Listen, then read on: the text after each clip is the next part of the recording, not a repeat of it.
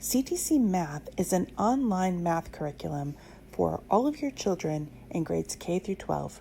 Each lesson is taught by video tutorial, and they're all short, plain spoken, to the point, and use simple graphics. And today I want to give you a look inside one of our video tutorials. Okay, so we're going to look at a few segments of this lesson coming up right here. Here we go. We'll be recording lengths using fractions in this lesson. So let's see, we've got this rectangle here. Now we're going to measure the length of that rectangle. So we'll need a ruler to do that. Now we're going to take our ruler and we'll move it up there. So the 0 is lined up with the left-hand end. And looking up at the other end of our rectangle, I think we can see the length of that rectangle is 2 inches.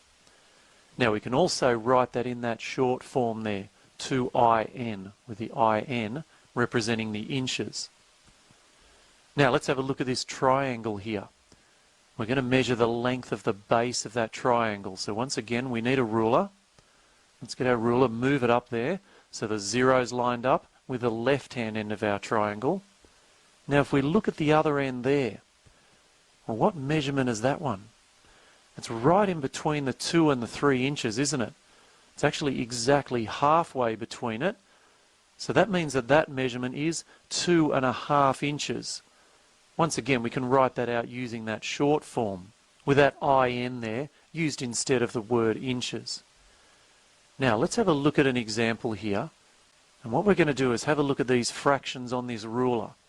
We're going to start off by using 3 arrows, just pointing to some different measurements there. And we need to work out what measurement are each of those arrows pointing to. Now before we do that, let's have a closer look at our ruler. This particular section here, the length between 0 and 1 inches. We can see it's got those shorter markings there. Now they divide that length up into 4 equal sections. So they've divided it up into quarters or fourths. Now right in the middle we've got the slightly bigger one. That divides it up into halves, so that would indicate 1/2 inch. Now if we go to the left of that, the first of those quarter markings, that would indicate 1/4 or 1/4 of an inch. And then to the right of it, that's the third of those markings, so that gives us 3/4 of an inch or 3/4 of an inch. Now let's have a look at our measurements. Starting off with measurement A, we can see that's pointing right to that half there. So A points to 1/2 inch. Now let's have a look at measurement B. We can see it's just past 2 inches. The first marking past it, so that's that 1/4 of an inch.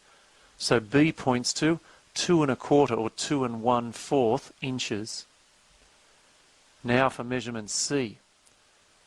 Well, that's past our 3-inch mark, and let's count our way up. 1/4, 1/2, and then 3/4. So C points to 3 3/4 of an inch, or 3 3/4 inches. Excellent. Well, that's the end of our lesson there. Good work working with those fractions there, and good luck now as you work your way through the questions. Okay, and then we hop from the video to the questions. So we're just going to look at a few of those. So you just kind of zoom in so you can see, put in your answer, submit, and go to next. Pretty simple. Now this one, I'm purposely choosing the wrong answer so you can see what happens. I've had some people ask if it made an alarming noise or anything. No, it doesn't. It just simply shows you how you got it wrong, and you go on. What measurement is the arrow pointing to? I got several wrong on purpose to show you how it shows up here. The goal is mastery, so it's going to make recommendations to you for how to proceed, and parents also get a detailed report.